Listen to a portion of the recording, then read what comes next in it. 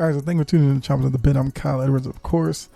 So you already know it's midweek, and what I usually do, I take a look back at the previous week in the NFL, do my review, and then we move on to look at the Thursday night game. So we're going to do all that in this episode. And as I stated on the preview episode for this week, you go check that out after this episode if you want to. But I'm doing these episodes a little differently, and I'm going to stick with this for the rest of this year and into next year and from here on out, where I'm not going to go through each matchup. I'm going to just take the schedule on a whole for that week, and then in the preview episode give you what I'm looking for in terms of teams I may have questions about. Will they answer those for me? Will, certain trends that's been happening with teams, will they break that off? Or will it continue more like, a team on a winning streak? Will they be able to continue it because of something I've been noticing, or a team on a losing streak? Will they be able to change something I'm noticing with the team? So something like that. Mainly focusing on the playoffs as well as mainly the better teams in the league. So for instance, in the preview episode, I was wondering, what team from the jumbled mess of the NFC Wild Card picture would, play well and try to separate themselves from the group. So in this episode, you'll find out who I think did that. So it's going to work like that. But you will still get the results of my picks. And I'll update you with where I am at right now before that at the end of the episode. And then at the very end, take a quick look, Thursday Night Football, and then I will go into Week 14. Which, yes, it is Week 14 already, and this season it's been really unpredictable, but I think it's been wildly entertaining. I think it's been a great year so far. Now, you can let me know who your team is and whether you've been enjoying the season as well. And best ways to let me know, you can drop a comment on the whatever platform you're listening to this episode on right now. Do that there. Follow the show, myself, on Twitter at Chompin' Podcast. You can let me know there. You can go to the Facebook page, Chompin' at the Bit. You'll like it, then leave a comment. Same if you're on YouTube, comment there. Obviously like and subscribe first, but plenty of ways to get in touch with me, but let me know who your team is and if you've been enjoying the season as much as I have. Yeah, so with that, also, one last thing. If this is your first episode, appreciate you stopping by. Hopefully you'll enjoy it, and then you'll stick around for some more to come, or you go back and check out some of the previous episodes, just to get a feel of what I'm trying to build here with you guys. So with that, let's go ahead, take a look at Week 13. And so the main thing for me was the Chargers-Bengals matchup, because of those two teams kind of being probably the prominent teams in the wild card race right now that I'm looking at, because I'm a big fan of Justin Herbert. I like Joe Burrow, Chase, Mixon, that offense. Very exciting for me to watch. So the fact that the two of them were going up against each other this week, I wanted to see which team could establish themselves as, I guess, the better team, because both teams have been up and down this year. The Bengals, we've seen them, sweep the Steelers, and early in the season, they were the number one seed in the AFC through like 5 or 6 weeks or something like that. But then they dipped in their play a little bit. And now it seems like after, like I said, last week, blowing out the Steelers, I was looking to see if they were primed to maybe go on another run here and establish themselves as a wild card team, maybe even, stay in the fight for the division, get rid of all that past history of the Bengals for the past, I don't know, as long as I've been watching football, the Bengals have been pretty irrelevant except for a few of the Carson Palmer years. But it seems like they're on the right track now. And like I said, they're exciting to watch. And then for the Chargers, I like Justin Herbert's game. Their defense, pretty good. And they're, up and coming team in that AFC West division where you have Kansas City, you have the Raiders, Broncos, all within a game of each other, basically. So I do think coming out of that matchup, the winner would, it'd definitely be a game that they can hang their hat on and maybe build some momentum off of. And then for the losing team in the matchup, it would be kind of more the same with their team going up and down. So, the matchup, it was pretty much the Chargers' day because the Bengals really struggled coming out and wasn't exactly what I was expecting after that big win over the Steelers. But Herbert continued his great play recently, and they just really took it to Cincinnati. And for me, it just showed that I don't know if Cincinnati's ready for the big time right now. Now, maybe they do make the playoffs because, like I said, there's still games left to play, so they can definitely change my mind. But this is one of those games where, you're going up against a team that's right there in the playoff picture with you, and this is an opportunity for them to come out, play well, show themselves against a potential playoff team and establish themselves as maybe a dangerous team to watch in terms of the wild card picture for those division winners. Because like I said, Bengals can give defenses problems, but one of the problems that I did see in this game was that Chase had some drop issues, and that's something that I hadn't seen in him since the preseason. Because I remember, people were kind of freaking out about all the drops he had in the preseason, but then he got to the season and he was catching everything. Well, this game, he was dropping passes again, and that's something I'm definitely going to watch going forward if that becomes an issue, because if it does, then that's going to really hurt this Bengals team, because he's the guy who they're relying on to, be able to make plays with the ball in his hand after the catch. And if he's, putting pressure on the back end of the defensive backfield, then that opens up more room for Higgins, Boyd, Zoma, or Mixon coming out of the backfield. So he's a very key piece to that offense.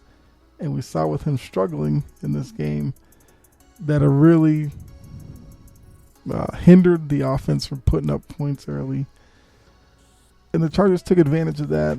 They ended up pulling away for the 41-22 win. And now they're both 7-5. Cincinnati had a shot to potentially be in a tie for first coming out of this week. And then for the Chargers, they're sticking right there with Kansas City, putting pressure on them. So these are still two teams that I'm keeping my eye on. I think for the Chargers, I did see a little bit of what I wanted to see if they were able to pick up a good win over a good team. And then for the Bengals, I still have questions about whether they're the team that dominated the Steelers or the team I saw Sunday that looked like the moment was a little bit too big for them. But still 2 teams on the right track, I will say. So that was the first thing I was looking for. Another thing I want to talk about, just want to say congratulations to the Lions for getting their first win. Let's get that out of the way first. It's been a long year for them. It's been a season of close losses to some good teams. Let me see. Because I remember the loss to Baltimore, which was on a last-second field goal from Justin Tucker.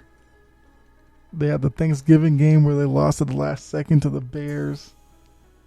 They lost to the Browns by a field goal. They had the tie against the Steelers. And then even looking back to earlier in the year, they lost to the Vikings by 2. So they've been in a lot of games, just couldn't find ways to win them.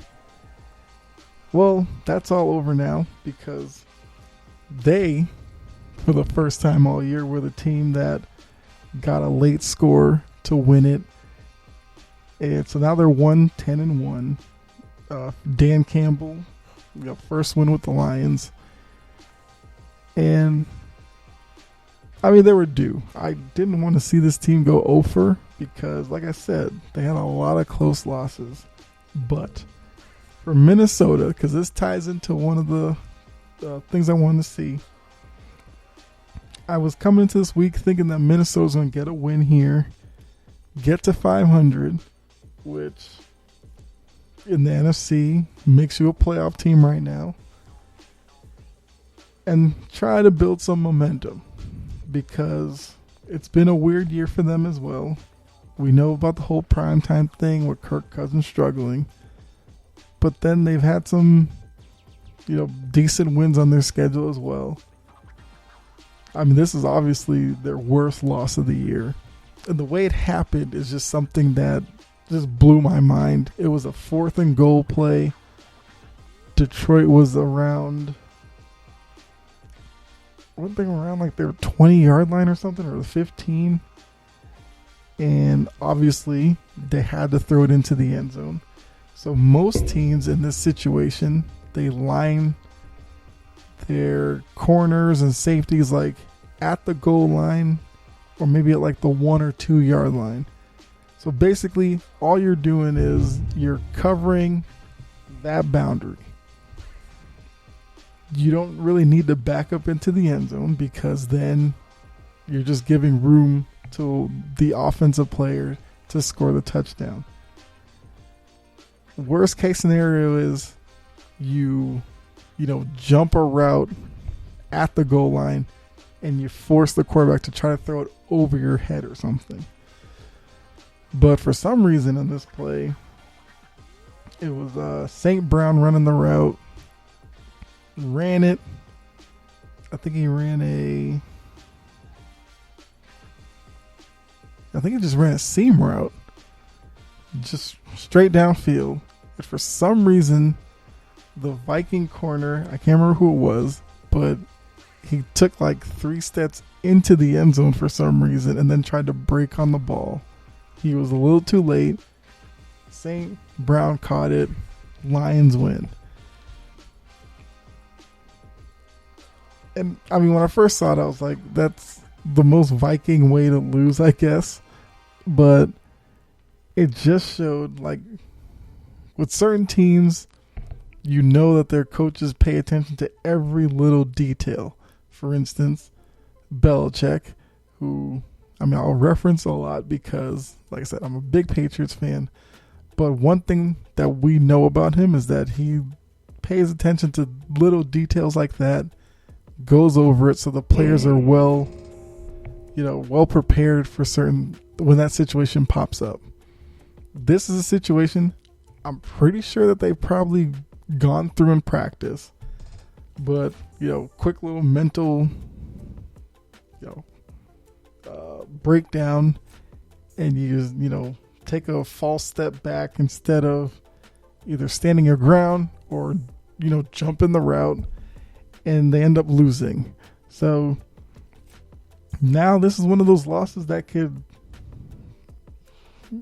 it'll probably definitely come back and bite them in the end. Now, luckily, the NFC is still really cluttered, and it doesn't completely take them out of it because, looking at that wild card picture, let's see who won in that instance.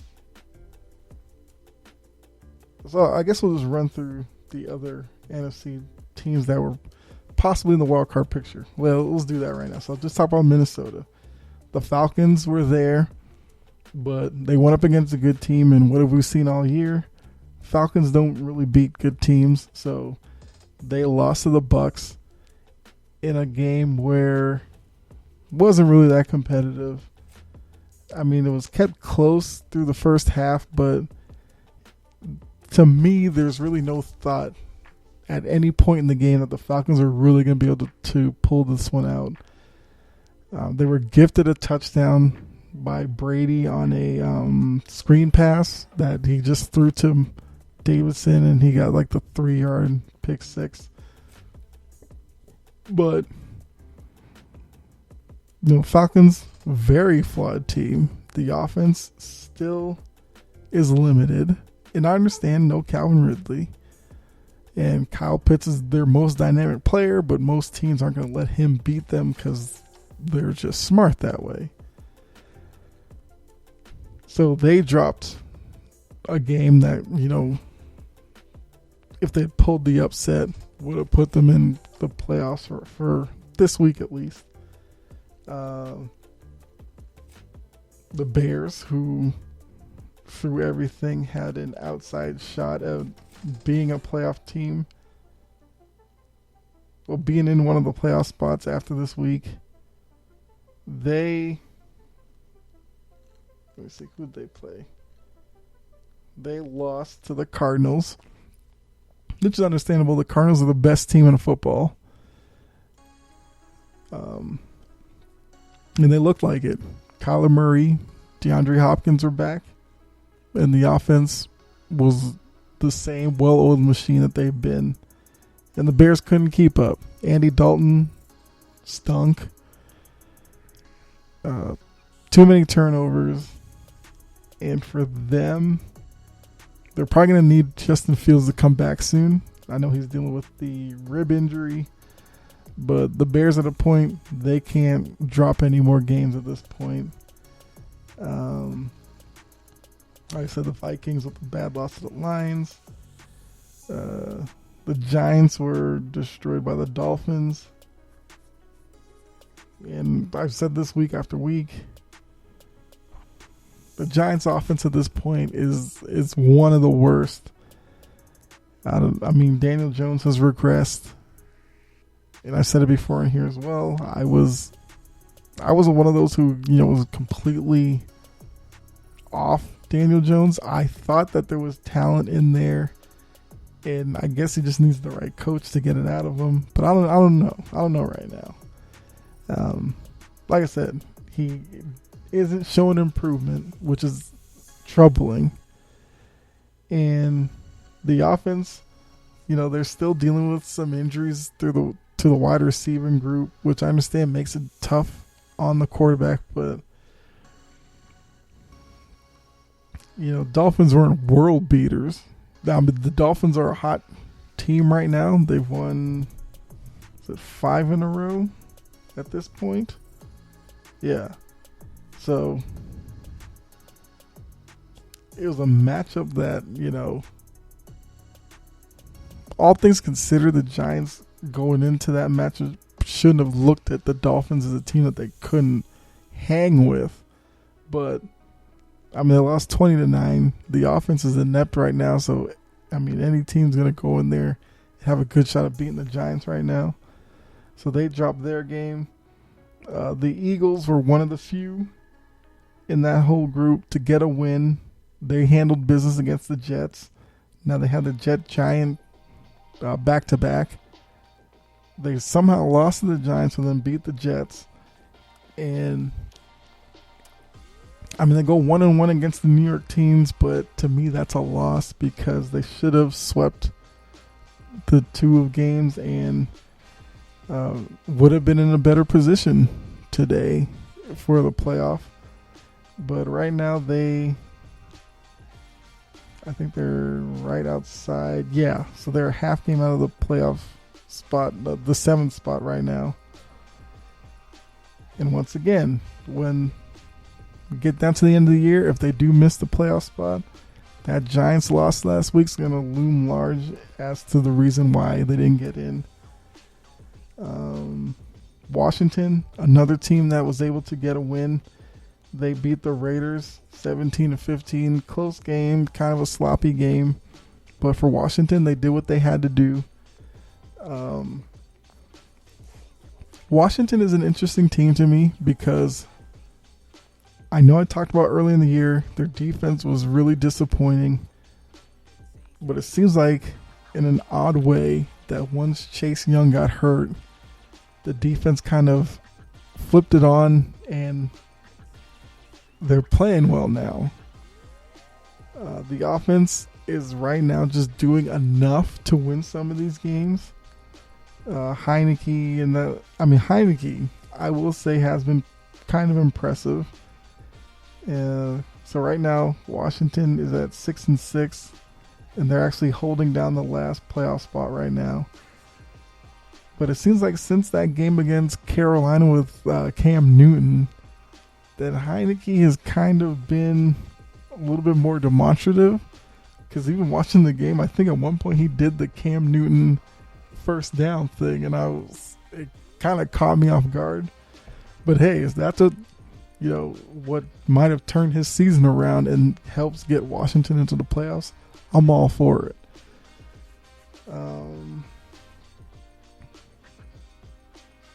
The 49ers in that NFC group, they played a good game against the Seahawks, but they ended up dropping that one, which is going to be a tough loss for them because we know that the Seahawks are really struggling coming in. But I did see some things from Seattle in that game that did give me a little bit of optimism for their season going the rest of the way. And whether Seattle makes the playoffs or not, I mean, that win does help keep them in it. But I think the more important thing is going to be Russell Wilson. Keeping him, I was going to say happy, but just establishing some type of culture there, whether it translates into wins or losses is one thing, but make it so that if I'm watching a Seattle game, I know I'm going to get. Because up until this past week, it was a lot of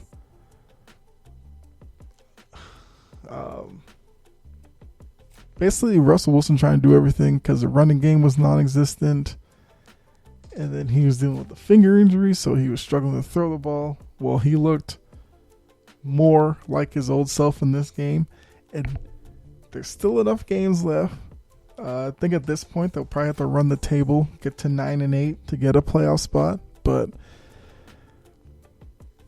I wouldn't put it past them as long as Russell Wilson plays the way he did on Sunday against the 49ers, who I did say last week that the Niners were a dangerous team. And I still think that they could be because they are 6-6 right now. So they didn't fall, way back in the pack. But, Wilson 30 for 37, 231, 2 touchdowns, 1 interception. That looks a little bit more like him. Past few weeks it was rough watching.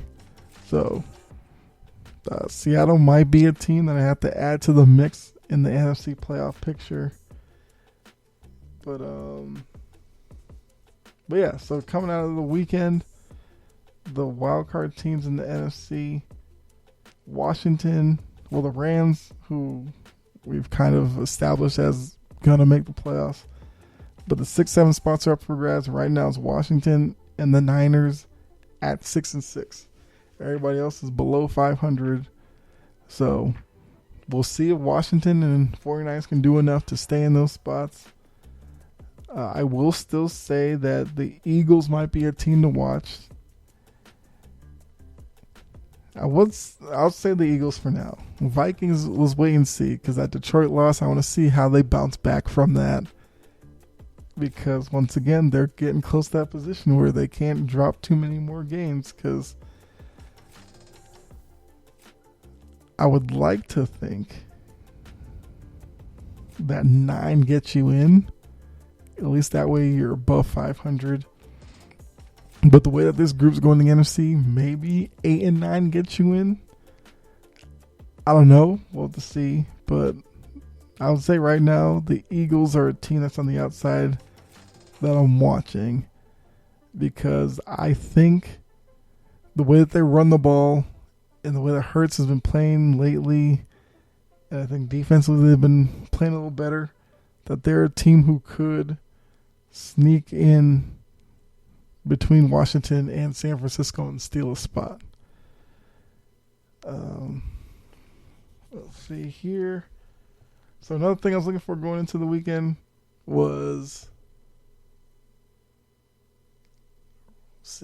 Ravens Steelers, because we learned that Big Ben supposedly is, I don't know, the report is really weird because, like I said, first thing I heard, he was retiring. Then it was the sources saying he's not retiring, but he's told he was going to be his last year with the Steelers, planning to go somewhere else. Then I swear, by the end of the game, it seemed like people were thinking he was retiring again. So I don't know what's going on there. But I wanted to see how Ben would play and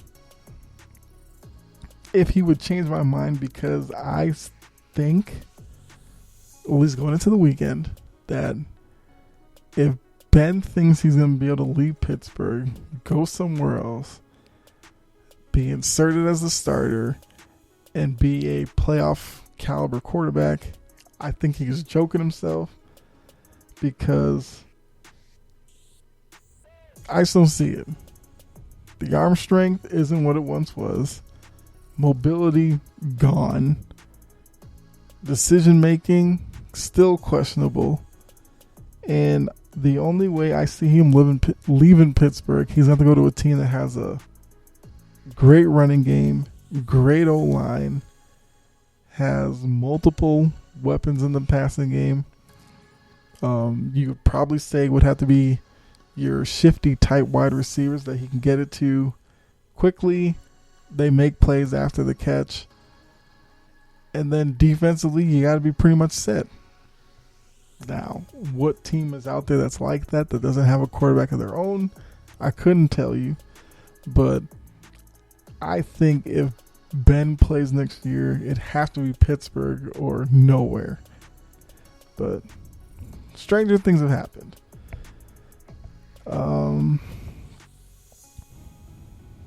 And this was a game that was ugly. Let's be honest. I know the announcers kept saying, this is AFC North football and this is what it's all about. Sure, if AFC North football is about missed passes, stupid penalties, and all that, okay, I guess. But Lamar once again made a few plays in the passing game, but still missed some big plays that in a playoff series are plays he has to make, and I just haven't seen him do it consistently. Because even on the last sequence where they needed the touchdown they needed a touchdown to tie. There was a play where the Andrews ran a seam route, was wide open, and Lamar threw it short and to the outside and missed him. I mean, ultimately it wasn't a turnover or anything, but it's throws like that that he doesn't make on a consistent basis that worry me. Because that should have been an easy throw for a touchdown, but he was off. They did end up scoring, and then Harbaugh made the decision to go for 2. He said they're out of cornerbacks because Marlon Humphrey, we learned, out for the year. But they go for 2. Once again, it seemed like a completable pass to get the 2-point conversion to get the win. And he was off again. Now, at least on the 2-point conversion, there was some pressure off to his right side. And I couldn't tell if the defender got a hand on him or whatever. But it was the throw that should have been easy that was missed. So I, come away from it still with questions about Lamar Jackson. I still can't put the Ravens as a legit Super Bowl contender because of that. Big Ben didn't really change my mind, even though they got the win. But I think they got the win more because of some questionable decisions from Baltimore and because of Lamar being erratic at times. Ben still looks the same to me. He made some plays, but I still think he should hang it up. So, that's where I stand with Pittsburgh. And hey, if he wants to play some more and somebody gives an opportunity, I'm not gonna be mad at him for jumping at it. But I just don't see it. And if I'm running a team, I'm not offering him a deal. I'd rather just go in the draft and get some young guy and figure it out.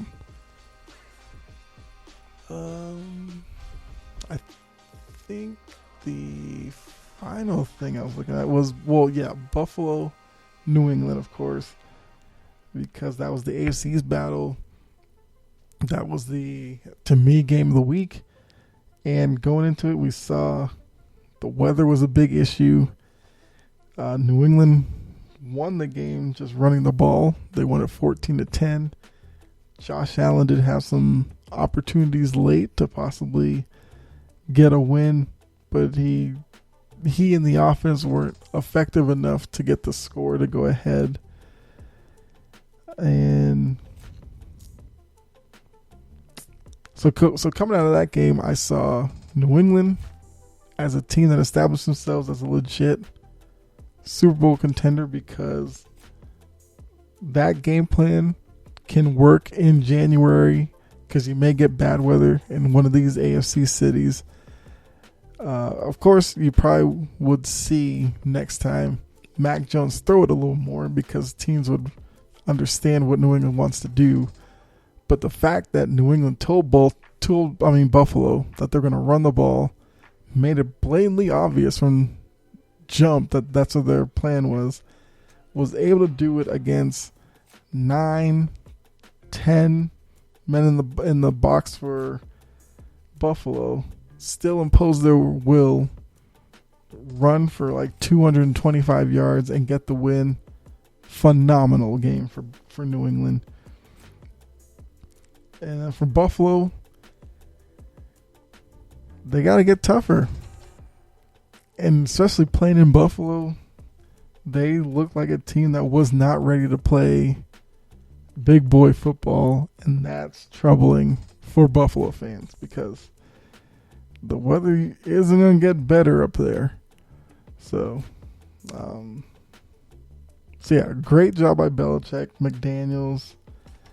I know people have been trying to dog Mac Jones for only throwing the ball 3 times, but if you saw the game, he was going up to the line. He was pointing out Mike linebackers, which was, giving Johnson, the fullback, direction of who to block or the offensive line or something. So he was doing that. And we saw Josh Allen have a fumbled handoff with Breda, the running back. We didn't see that with Mac Jones. So that's a big part of the game. Ball security. And they get the win 14-10. They are now the number 1 seed in the AFC at 9-4.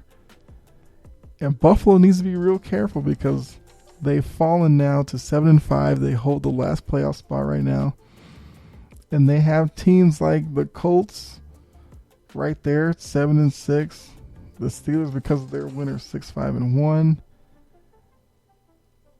And they're only, a game and a half ahead of Miami.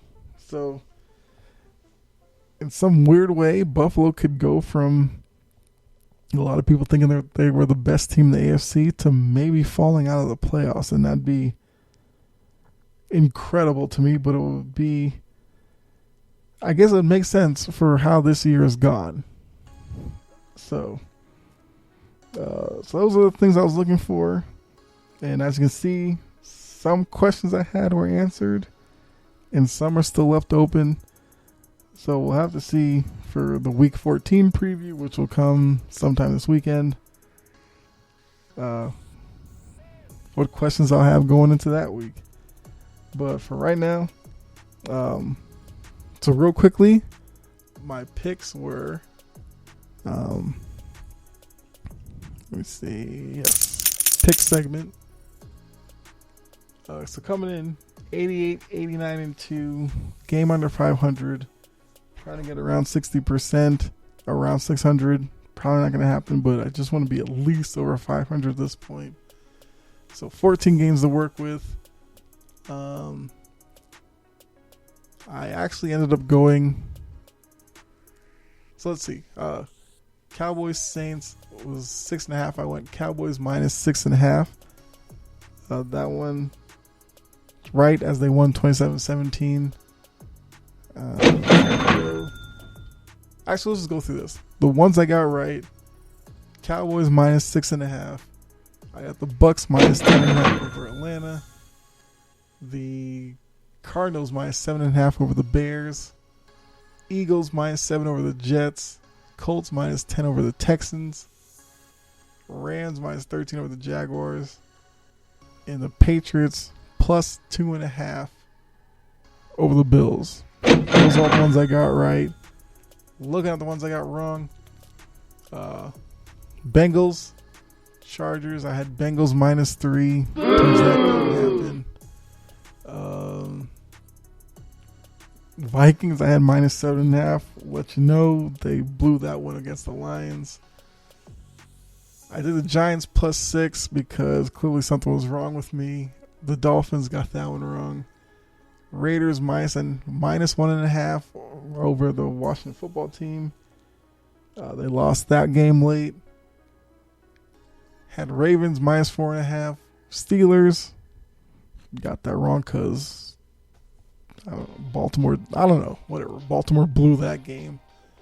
Had the Niners minus 3 over Seahawks. Got that wrong. And Broncos plus 9.5 with the Chiefs. So those all only got wrong. So like I said, 7-7 this week, which means I'm now 95, 96, and 2. Still a game under 500. And then, real quickly, the underdog. I went 1 and 2. So I had a bad week picking underdogs. First one of the year. So I'm now 34, 24, and 1 when picking underdogs. So, very last thing. We'll get out of here. I know I ran a little bit past 35, but trust me, I'll fix that for next week. So Thursday night, Steelers, Vikings.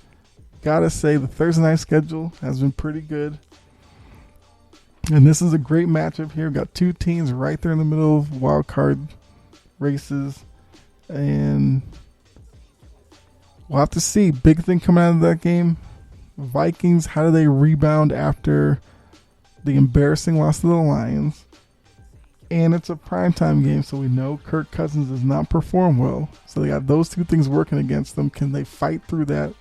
Get a win that they desperately need. Steelers, 6-5-1. Can they build on getting the win over Baltimore last week? Get a win here. Get themselves a 7-5-1. And I guess continue to make me look foolish because I said I don't think the Steelers are a playoff team, and they need to move from Big Ben. So if they make the playoffs, then, clearly I misjudged them. But interesting matchup between two teams. We'll have to see. Right now the line is Minnesota -3. And I think I'm inclined to go with the Steelers.